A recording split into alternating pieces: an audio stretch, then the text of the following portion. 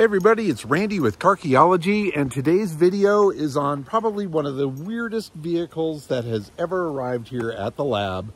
This cool little industrial fire truck.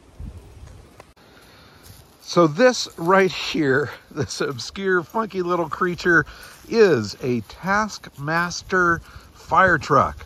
Now, this particular fire truck was built for industrial use. This was used inside a factory somewhere. And in fact, it was used at the Hydra Matic plant in Willow Run. That was the GM plant that made transmissions and so on and so forth. So this was a part of their fire brigade. This particular truck went into service in the 1980s, and then it stopped its service in 2011, and then the Hydra Matic plant was closed down really not too long after that, and everything was sold. The one thing that's really fun as I've looked into the Hydra Matic plant and the whole Willow Run plant is the history that's back behind it. And in fact, the largest industrial fire on record was at the Hydra Matic plant back in the 1950s.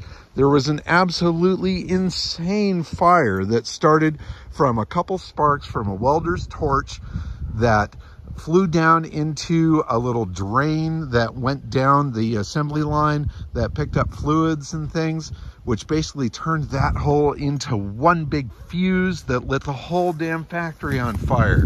Once the heat got up to the roof, then hot tar from the roof started dripping down into vats of cleaning fluid, into all sorts of stuff, and that whole place went up, and this massive plant burnt to the ground, and it was, without a doubt, the largest industrial fire known.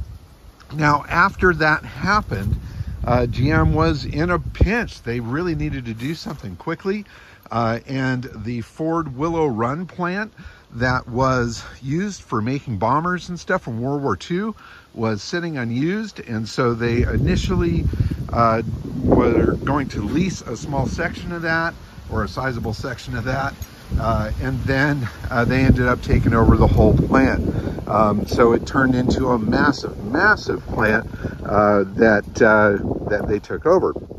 And the one thing that they did from that point on is they made damn sure that they weren't going to let another fire take them out. And so they went absolutely over the top with fire protection throughout the history of the plant, this truck being one of those things. This is a vehicle that was used to run up and down the lines. If there was a fire or something like that, it would be right within the plant and could extinguish it and roll with that. Now, what's cool, as you look around, this is truck number 2, and there may be people out there that actually drove on this truck. It'd be fun to see. You can see the logos here, GM Powertrain, plant right here, GM sticker right there. You flip the seat up here, you can see the Taskmaster equipment thing right here. 1985 was when this particular truck was built. And look at the weight there, 9,500 pounds. For being a small truck, this thing weighs a lot. And I found that out by hauling it in my normal car trailer. It not only was extremely heavy on the road, it also pushes itself through the deck of the trailer. Had I had seen that tag, I never would have put this thing into the trailer, but fortunately, we made it back to the lab safely. Lots of fun stuff to dig through with this. It's gonna be fun to try to get it up and running. Every little spot has neat things. There's nozzle pieces, there's a canteen in there. You've got helmets and stuff in here. The hose racks and everything are all in here. Let me see if I can get this open. Let's see, here's a nozzle here of some sort. You've got the reels. Underneath here, there's some hoses all coiled up. And this particular vehicle came from the collection of a retired fire chief out of San Diego. And he passed away, and I caught wind of this, and I don't know what inspired me to take it on, but well, I did. Now, one of the things that to me is probably the most curious about this is that this is a vehicle that was used in the GM plant. So this was rolling around General Motors, and when you pop the hood on this thing, you will see that this is no General Motors power plant. This is a Chrysler industrial engine. This is a slant 6, much as you've seen all over the place. This is the one with the hydraulic lifters and stuff like that. So this is, you know, 80s era. Of course, this thing was built in 85, so that makes sense.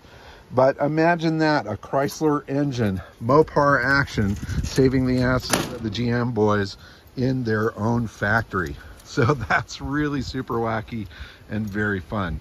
So I've got a few things to do on this. I want to get that engine started, want to get it up and running and driving. I need to replace that bulb right there, maybe do some repairs to the seat, see if we can polish this paint up a little bit, save those Hydra Matic logos.